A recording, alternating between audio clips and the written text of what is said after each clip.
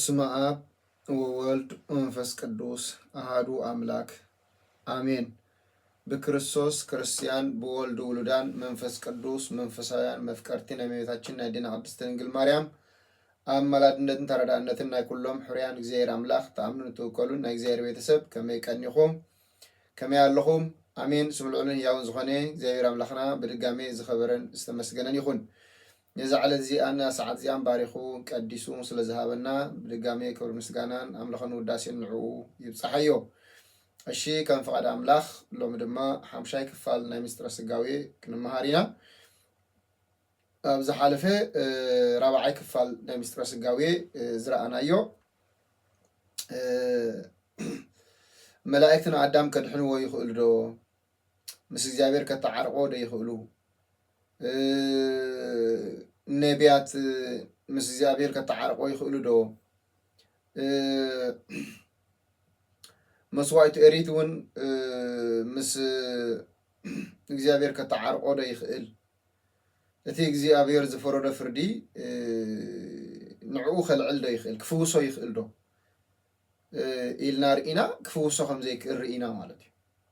ስለዚ ሎሚ ድማ ካብ መላእክቲ ዝበልፅ ካብ ነቢያት ዝበልፅ ካብ መስዋዕቱ ኦሪት ዝበለፀ መተዓረቂ ካብዚኦም ብዝበለፀ ካልእ መተዓረቂ ስለ ዘድሊ እዚ ካልእ መተዓረቂ መን ከም ዝኾነ ከም ፈቃድ አምላክ ክንሪኦ ኢና ማለት እዩ። ስለዚ ካብዞም ዝረአናዮም ዝበልፅ አማላዲ ወይ ከዓ አተዓራቂ የድሊ ማለት እዩ። ስለዚ እዚ ካብዞም ዝረአናዮም ናይ ብሉይ ኪዳን ነቢያት ናይ ብሉይ ኪዳን ካህናት መስዋዕቱ ኦሪት መላእክቲ ካብኦም ዝበልፅ ንኣምላኽን ንሰብን ዘተዓርቕ ምክንያቱ ትባእሲ እቲ ፅልኢ ኣብ መንጎ ኣምላኽን ኣብ መንጎ ሰብን ስለ ዝኾነ እዩ።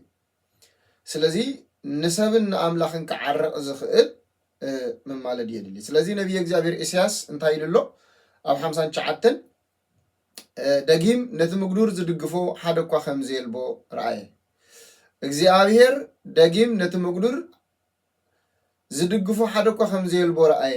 ሓደ እኳ ዘማልድ ስለ ዝተሳእነ ተገረመ። ስለዚ ብሓይሉ ገይሩ ተበጀዎም ይብል ማለት እዩ። መጽሓፍ ቅዱስ ብፍላይ ትሕት ኢልና እንተርኢናዮ ውርድ ኢልና እውን እንተርኢናዮ መጽሓፍ ናይ ነቢይ እግዚአብሔር ኢሳያስ ከምዚ ዝብል ከም በልኩም እየ እግዚአብሔር እዚ ረአየ ቅንዕና ስለ ዘየልቦ ከዓ ጓሃየ ደጊም ነቲ ምግዱር ዝድግፎ ሓደ እኳ ከም ዘየልቦ ረአየ። ሓደ እኳ ዘማልድ ስለ ዝተሳእነ ተገረመ። ስለዚ ብሓይሉ ገይሩ ክብጀዎም እዩ፣ ዓወት ከዓ ክረክብ እዩ። ንፍትሒ ከም ድርዒ ገይሩ ክኽደኖ ንምድሓን ድማ ከም ቁራዕ ርእሲ ኣብ ርእሱ ክደፍኦ እዩ። ክዳን ምፍዳይ ሕነ ክውንዘፍ ንቅንዕና ድማ ከም ባርኖስ ገይሩ ክለፎ እዩ። ከከም ግብሮም ክፈድዮም እዩ። ኩራ ንተፃረርቱ ፍዳ ንጸላቱ ከውርድ እዩ። ነቶም ኣብ ርሑቕ ሃገር ዘለውን ክቐጽዖም እዩ።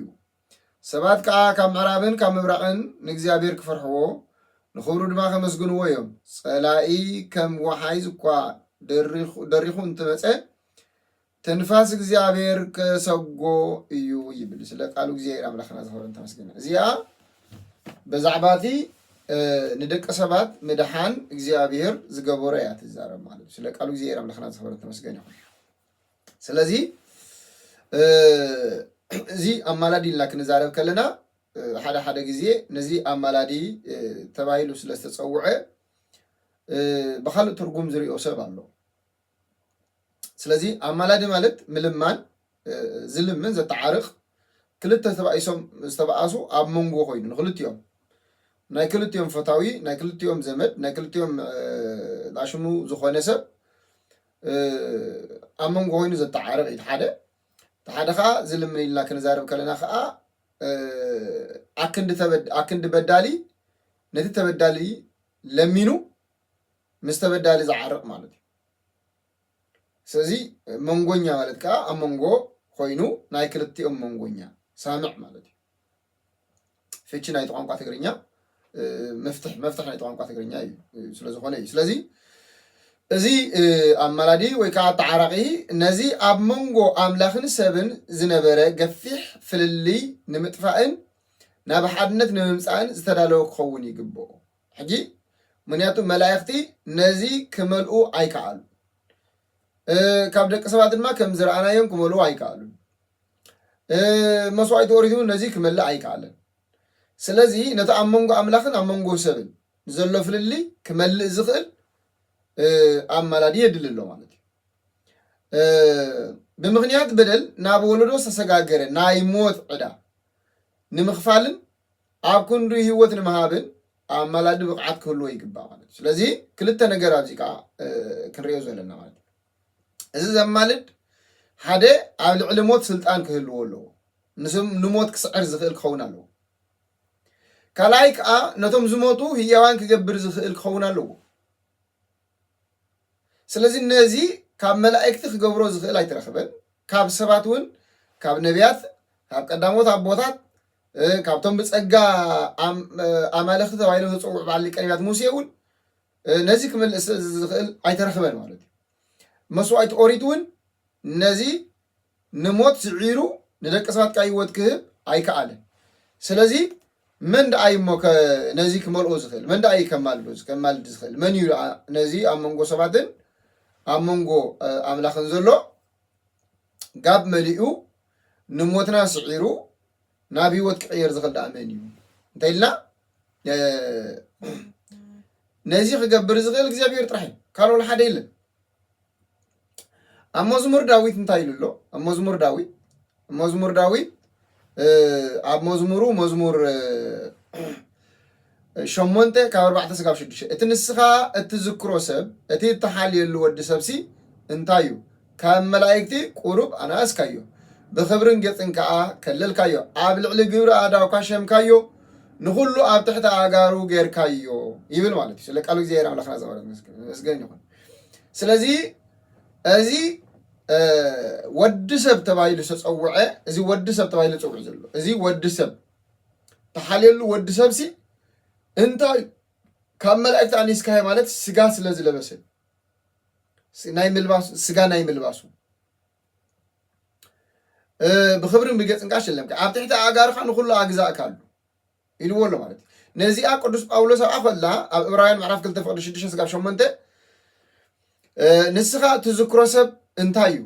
ወይስ ወዲ ሰብ ንስኻ እተኣልዮ እንታይ እዩ? ካብ መላእክቲ ቁሩብ ኣናእስካዮ ኣኽሊል ክብርን ግርማን ከለልካዮ ኣብ ግብሪ ኣእዳውካ ከዓ ሸምካዮ ንኩሉ ናብ ትሕቲ ኣጋሩ ኣግዛእካዮ ንኩሉ ኣግዛእካሉ ኣግዚኡሉ ከሎ ንኡ ዘይግዝኦ ሓንቲ እኳ ኣይሓደገን ግናኸ ኩሉ ከም ዝግዝኦ ንሕና ግና ሎሚ ኣይንርእዮን ኢና ዘለና ብምባል ቅዱስ ጳውሎስ ነዚኣ ገሊፅዋ ማለት እዩ። ስለ ቃሉ እግዚኣብሔር ኣምላኽና ዝኽበረን ተመስገን። ስለዚ እንታይ እየ ዝብል ዘለኹ እቲ ንኩሉ ክገዝእ ዝኽእል ንኩሉ ክስዕር ዝኽእል ንኩሉ ኣብ ትሕቲ እግሩ ክገዝእ ዝኽእል ወዲ ንሱ ክመፅእ ከም ዝኾነ ንደቂ ሰባት ክብጅቦም ዝኽእል ብሓይሉ ክብጅቦም ዝኽእል ምክንያቱ ካብ ሰብ ካብ መላእክቲ ካብ ናይ ኦሪትን መስዋዕትን ኣማሊዱ ንደቂ ሰባት ምስ ኣምላኽ ክዓርቕ ዝኽእል ወላ ሓደ ስለ ዘይተረኽበ ግን እግዚኣብሔር ዳሕራይ ዘመን ስጋ ለቢሱ ሰብ ዝኸውን ንደቂ ሰባት ከዓ መድሓኒ ዝእውጅ ንሞት ከዓ ዝስዕር ኣዳልዩ ከም ዘሎ እግዚኣብሔር የርእየና። በዚ ናይ ዘማረ ዳዊት መዝሙር ገይሩ እግዚኣብሔር የርእየና። ስለዚ ኣብ ዮሃንስ ወንጌል ምዕራፍ 1:36 ዘሎ ቃል ተመልኪትና ንኢየሱስ ክሓልፍ ከሎ ረኣዮ እሞ እንሆ ገንሸል ኣምላኽ በለ እንሆ በጉ ለእግዚኣብሔር ዘይሃጥ ኃጢአት ዓለም እንሆ ናይ ዓለም ኃጢአት ዘርሕቕ ገንሸል ኣምራኽ በባል ዮሃንስ መስክረሉ ከሎ ንርኢ ማለት እዩ። ስለዚ ካብ ስነ ፍጥረት ወገን ዝኾኑ መላእክቲ ነቢያት መስዋዕቲ ኦሪት ንወዲ ሰብ መድሓን እንተዘይከኣሎም ኮይኑ ንሰብ ከድሕን ብቕዓትን ክእለትን ዝነበሩ እንኮ መድሃኒት ንሱ ባዕሉ እግዚኣብሔር ጥራሕ እዩ ማለት እዩ። ስለዚ ብዘይካ እግዚኣብሔር ካልእ መድሓኒት ኣይነበረን ማለት እዩ። እግዚኣብሔር እዩ ግን እግዚኣብሔር ብኸመይ መልክዕ ገይሩ ከድሕነና ከም ዘለዎ እግዚኣብሔር ብኸመይ ገይሩ ከድሕነና ከም ዘለዎ ግን ይነግረና ኣሎ ማለት እዩ። ምክንያቱ እግዚኣብሔር ንሱ መድሃኒት ከም ዝኾነ ቀዳማይ ሳሙኤል ምዕራፍ 2 ቁጥር 6 ለቃል ተመልኪትና ሞት ናብ ህይወት ምቅያር ዝከኣሎ ካብ ውድቀት ዘተንስእ ንስምብራትና ካ ዝጽግን እግዚአብሔር ጥራዩ ስለዚህ እንታይ ይብለና ኣሎ ማለት እዩ እግዚአብሔር ይቀትል ይሕውኻ ናብ ሲኦል የውርድ የውፅእ ከኣ ኢሉ እዚ ሳሙኤል ማለት እዩ ነቢ እግዚአብሔር ሳሙኤል ምዕራፍ 2 ቁጥር 6 እግዚአብሔር ይቀትል ይሕውኻ ናብ ሲኦል የውርድ የውፅእ ከኣ ካብ ሲኦል ከ የውፅእ ማለት እዩ ስለዚህ ንሞት ናብ ህይወት ምቅያር ዝከኣሎ ካብ ውድቀት ከኣ ከተንስእ ዝኽእል ንደቂ ሰባት ከ ህይወት ክህብ ዝኽእል እንኮ መድሃኒት ንሱ እግዚአብሔር ጥራሕ እዩ ስለዚህ እዩ እቲ ኣቀድማ ቢልና እቲ ንስኻ ትዝክሮ ሰብ እቲ ተሓልየሉ ወዲ ሰብ ተባሂሉ ዘሎ እቲ ወዲ ሰብ ምን ምዃኑ እዩ ክነግረና እዩ ቅዱስ ጳውሎስን ቅዱስ ዮሐንስን በግኡ ለእግዚአብሔር ዘይሃጣጥጥ ዓለም ንዓለም ሓጢአት ዘርሕቕ በጊዕ ገንሸል ኣምላኽ እንሆ ተባሂሉ ዝተፀውዐ ማለት ስጋ ምልባሱ ስጋ ምስለበሰ ክንሪኦ ስለ ዘለና ማለት ስለ ቃል እግዚአብሔርና ካብ ኣዳም ንዝተመሓላለፈ ናይ ሞት ፍርዲ ዝስዕር ኣብ ደቀ ሰባት ዝወደቐ መቕፃዕቲ ዘልዕል ንሱ ጥራሕ ብምዃኑ ጸሎት ነቢያትን ናይ ብሉይ ኪዳን ካህናትን ዝጽልይዎ ዝነበሩ ጸሎት ከምዚ እቶም ዝጽልይዎ ዝነበሩ እቲ ጸሎቶም ምክንያቱ ንሱ ጥራሕ ስለ ዝኾነ ምክንያቱ ንሳቶም ነዚ ፍርዲ ከልዕሉ ዘይክእሉ ነዚ ሞት ከዓ ክስዕሩ ዘይክእሉ ከም ዝኾኑ ተራእዩ ንእግዚአብሔር ኩሉ ግዜ እንዳለመንዎ እንዳ ኣመስገንዎ ይነብሩ ነቢይ እግዚአብሔር ኢሳያስ ኣብ 64 ቁጥር 1 እግዚአብሔር ንሰማያት ጨንዲሕካ እንተ ትወርድ በቃ እግዚአብሔር ሲ ሰማያት ጨንዲሕካ ወሪድካ እንተ ተድሕነና እናበለ ይጽልይ ነይሩ ማለት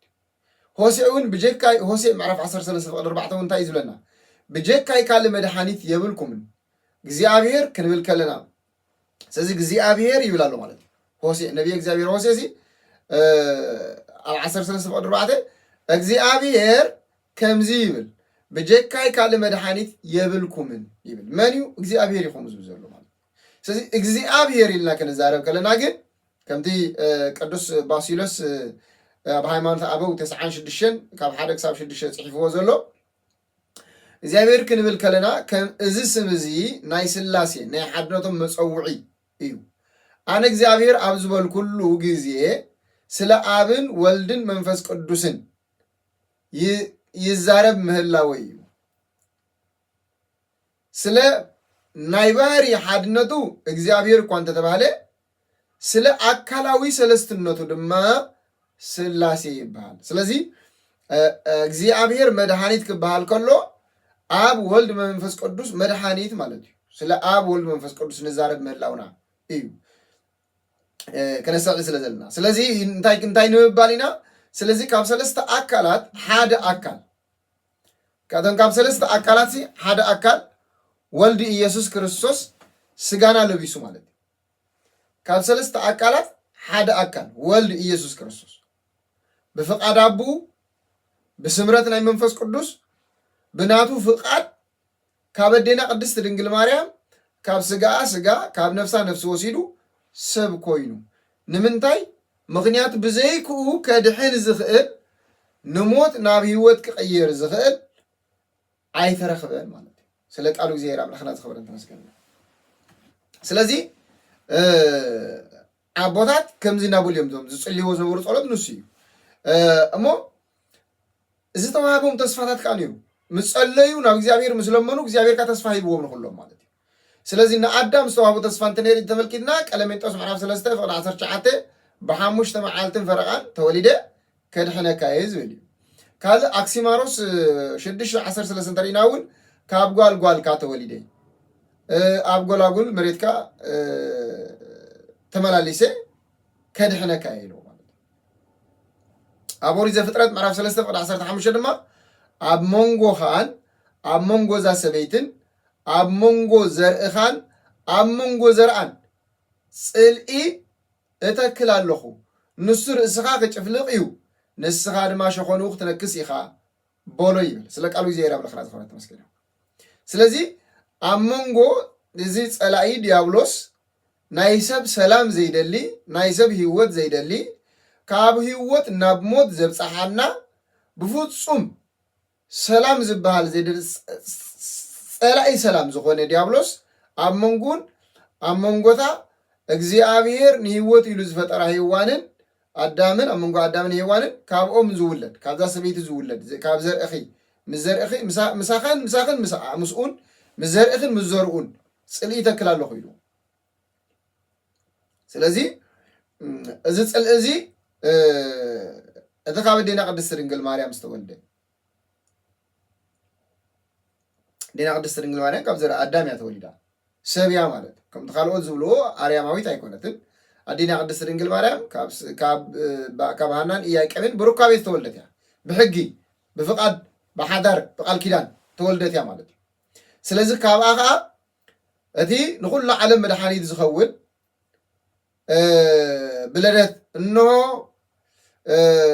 ብስራት በስረኩም ኣለኹ ንኩሉ ዓለም መድሓኒት ዝኸውን እንሆ ጎይታ ንጉስ ወዲ ዳዊት ኣብ ዓዲ ዳዊት ተወሊድልኩም ኣሎ ኣይትፍርሑ መድሓኒት ተወሊድልኩም ኣሎ ኩሉ ዓለም ዘድሕን ተባይሉ ዝተነግረላ ንሱ ከዓ ነቲ ናይ ቀደም ጸላኢና ናይ ጥንቲ ዲያብሎስ ሸኾና ርእሱ ቀጥቂጡ ዝቀትል ንሞት ከዓ ናብ ህይወት ዝቅይር ናይ ዕዳ ደብዳቤ ዝቀድድ ንሱ ኢየሱስ ክርስቶስ ከም ዝኾነ ይነግረና ማለት ስለ ቃሉ እግዚአብሔር አምላክና ዝኸበረ ተመስገነ ስለዚ ዮሐንስ ወንጌል ምዕራፍ 3 ቁጥር 16 ክሳብ 17 ዘሎ ቃል አምላክ በተሓደ ወዱ ዝኣመነ ኩሉ ናይ ዘለዓለም ህይወት ምን ትኽረክብ እምበር ከይጠፍስን ወዱ በጃ ክሳዕ ዝህብ ክሳብ ክንድዚ ንዓለም ኣፍቀራ እዩ ዝብለና ስለ ቃሉ እግዚአብሔር አምላክና ዝኸበረ ተመስገነ ሕጂ ወልድ ተወሊዱ ኢልና ክንዛረብ ከለና ወልዲ ጥራይ ኣድሒንና ወልዲ ስጋ ለቢሱ ኢልና ክንዛረብ ከለና ኣቦ ኣይተወልደን መንፈስ ቅዱስ ካ ኣይተወልደን ኣቦ ኣይኮንን ስጋና ለቢሱ ዘድሓነና መንፈስ ቅዱስ ኣይኮነ ስጋ ዘድሓነ እንታይ ዳ ምን ወልዲ ምክንያቱ እንታይ ዝብል ዘሎ ብሓሙሽተ መዓልትን ፈረቓን ተወሊደ ካብ ጓልጓልካ ተወሊደ ኣብ መንጎኽን ኣብ መንጎ ዘርአን ተኻባኺ ዝውለድ ተባሂሉ ዝፅውዕ ሕጂ ከዓ ኣምላኽ በቲ ሓደ ወዱ ዝኣመነ ዘበለ ኩሉ ናይ ዘላለም ሕጂ እንታይ ኢና ንርኢ ዘለና ወልዲ ከም ዘድሓንና ካብ ስላሴ ሓደ ኣካል ወልዲ እቲ ቃል ዝበሃል ወልዲ ንሱ ከም ምዃኑ እዩ ዘርእየና ዘሎ ስለዚ እንታይ እዩ ዘሎ ክረክብ እምበር ከይጠፍሲ ንወዱ በጃሕ ሳብ ዝብል ክሳብ ክንድዚ ንዓለም ኣፍቃር ንወዱ እዩ ዝብለና ሕጂ ወዱ ዳዊት ቃ እንታይ ኢሉ ኣሎ ምዕራፍ 2:7 እቲ ምዱብ ምክሪ ኣምላኽ እነግር ኣለኹ እግዚአብሔር በለ ንስኻ ወደይ ኢኻ ኣነ ሎሚ ወለድኩኻ ይብል ማለት ስለዚ ወለድኩኻ ዕብራውያን ምዕራፍ 5:5 እንታይ ኢሉ ኣሎ ነዚኣ ቃል እዚኣ ቃል ብቃል ኣብኣ ከሎ ከምኡ እውን እቲ ንስኻ ወደይ ኢኻ ኣነ ሎሚ ወለድኩኻ ዝበሎ ኣኽበሮ እምበር ክርስቶስ ባዕሉ ሊቀ ካህናት ምንቲ ክኸውን ኢሉ ርእሱ ኣየኽበረን እዩ ዝብል ስለ ቃሉ እግዚአብሔር አምላክና ዝኸበረ ተመስገነ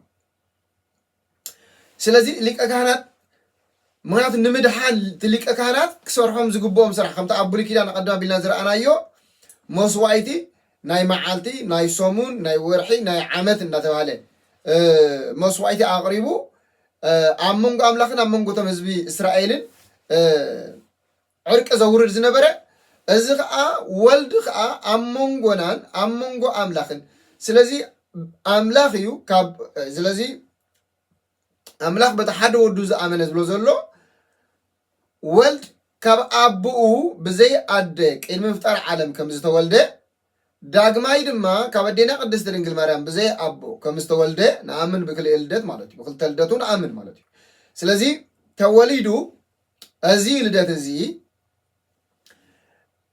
ኣምላኽነትን ስጋ ናይ ሰባትን ፍጹም ኣምላኽን ፍጹም ሰብን ብምዃን ሕጂ ረዩ ምክንያቱ ዝተጋገየ ሰብ እዩ እቲ ፍርዲ ዝፈረደኻ ኣምላኽ እዩ ስለዚ ፍጹም ኣምላኽ እዩ እንደገና ከዓ ፍጹም ሰብ ከዓ ስለዚ ኣምላኽ ዝገብሮ ኩሉ ናይ ኣምላኽ ባህሪ ምስቲ ስጋ ዝገብሮ ናይ ስጋ ባህሪ ኩሉ ኣዋሃይዱ እቲ መለኮት ምስ ስጋ ናይ ባዕሉ ብምግባር ስጋ ከዓ ነቲ መለኮት ናይ ባዕሉ ብምግባር እቲ ንመለኮት ዝንገረሉ ንስጋ ይንገረሉ እቲ ንስጋ ዝንገረሉ ንመለኮት ይንገረሉ ብምዃን መንታነት ዘይብሉ ክልተነት ዘይብሉ ሓደ ብምዃን ንሰብን ንኣምላኽን ክዓርቕ መንጎኛ ኮይኑ ስለዚ ስጋ ናይ ሰባት ኣሎ ለቢሱ እዩ ኣምላኽ ከዓ እዩ ማለት ንክልቲኡ ስለዚ እቲ ምድሓን እቲ ኣብ ሰብ ዝፈረዶ ፍርዲ ሰባት ከልዕልዎን ክሽከምዎን ክፀርዎን ስለዘይከኣሉ ባዕሉ ክፀሮ ፈተወ ስለዚህ ኢሳያስ 53 ንሕማምና ጾሮ ዝብሎ ሰባት ክፀውርዎ ስለ ዘይክእሉ ንሕማምና ፀይሩ ኣብ መስቀል ንኽውዕል ማለት እዩ። ስለ ቃሉ እግዚኣብሔር ኣምላኽና ባዕሉ ሊቀ ካህናት ኮይኑ ማለት እዩ። እዚ ሊቀ ካህናት ኮይኑ ክንመፆ ኢና ክንሪኦ ኢና ድሒርና ክንሪኦ ኢና ከመይ ገይሩ ከም ዝተዓረቐና ግን ክንርድኦ ስለ ዝግባአና። ካልእ ዕብራውያን ምዕራፍ 1:5 እስኪ ካብ መላእክቲ ኸ ንመኖም እዩ ንስኻ ወደይ ኢኻ ኣነ ሎሚ ወለድኩኻ ከም ብሓድሽ ድማ ኣነ ኣቦ ክኾኖ ንሱ እውን ውሉድ ክኾነኒ ዝበሎ መን ኢሉ ግብረ ሐዋርያት ምዕራፍ 13:32 ከምቲ ኣብ ካልኣይ መዝሙር ንስኻ ወደይ ኢኻ ኣነ ሎሚ ወለድኩኻ ዝብል ጽሑፍ ዘሎ ኣምላኽ ንኢየሱስ ኣተንሲኡ ነቲ ኣቦታትና እተዋህበ ተስፋ ንኣናን ንደቆምን ከም ዝፈጸሞ ንሕና ድማ ንምስክረልኩም ኣለና እዩ ዝብል። ስለ ቃሉ እግዚኣብሔር ኣምላኽና ዝኸበረን ተመስገን ይኹን ማለት እዩ። ስለዚ በዚያ ካሎ መዓንቲ በዚያ ክንውዲ ኢና። ስለዚ ወልድ ከም ዝኾነ ናብ ምድሪ ዝወረደ ብዝተፈልየ ምክንያቱ ወልድ ከም ዝኾነ ኣቦ ከም ዘይኮነ መንፈስ ቅዱስ ከዓ ከም ዘይኮነ ስለዚ ተወሊደ ሎሚ ወለድኩኻ ንምንታይ ንምድሓን ደቂ ሰባት ማለት ምክንያቱ መላእክቲ ከድሕኑ ኣይከኣሉን ነቢያት ከድሕኑና ኣይከኣሉን ጸሎት ናይ ነቢያት ከድሕን ኣይከኣለን ጸሎት መላእክቲ ከድሕን ኣይከኣለን መስዋዕቲ ኦሪት ከድሕን ኣይከኣለን ንጹር እዩ ማለት ነዚ እግዚኣብሔር ዝፈረዶ ኣብ ልዕሊ ደቂ ሰባት ዝፈረዶ ፍርዲ ከልዕል ዝኽእል ስለ ዘይተረኽበ እግዚኣብሔር ባዕሉ ከድሕነና ማለት ባዕሉ ምክንያቱ ምልክት ለምኑ ቤት ዳዊት ምልክት ለምኑ ስበሎ ክልምን ኣይንኽእልን እግዚኣብሔር ክንፍትኖ ይንኽእልን ምክንያቱ ነቢ ኢሳያስ እንታይ ኢልዎም ባዕሉ ምልክት ክበኩም እነሆ ድንግል ክትወልድ ስሙ ከዓ ኣማኑኤል ክትብላ ኣማኑኤል ማለት ከዓ ኣምላኽ ምሳና እዩ ማለት እዩ። ስለዚ ኣምላኽ ምሳና ወይ ከዓ ኣማኑኤል ማለት ፍጹም ኣምላኽ ፍጹም ሰብ ማለት እዩ። ስጋ ናይ ምልባሱ ስም ማለት እዩ። ንሰባት ንምድሓን ብዝለበሶ ስጋ መፀውዒኡ ኣማኑኤል ተባሂሉ ኣምላኽ ምሳና እዩ ተባሂሉ ስለ ቃሉ እግዚኣብሔር ኣምላኽና ዝኸበረን ተመስገነን ይኹን። ስለዚ ኣብ ዝቕፅል ዘሎ ድማ ከም ፍቓድ ኣምላኽ ክንሪኦ ኢና ማለት እዩ። ንሎሚ እግዚአብሔር አምላክ አጀሚሩ ስለዝፈጸምና ክብር ምስጋናን አምልኾን ውዳሴን ንዑ ፀሐዮ ስብሐት ለእግዚአብሔር ለወላዲቱ ድንግል ለመስቀሉ ክቡር ተአኩት ወይሰባ ስሙ ለእግዚአብሔር አምላክነ ወትሩ በኩሉ ጊዜ ወኩሉ ሰዓት አሜን።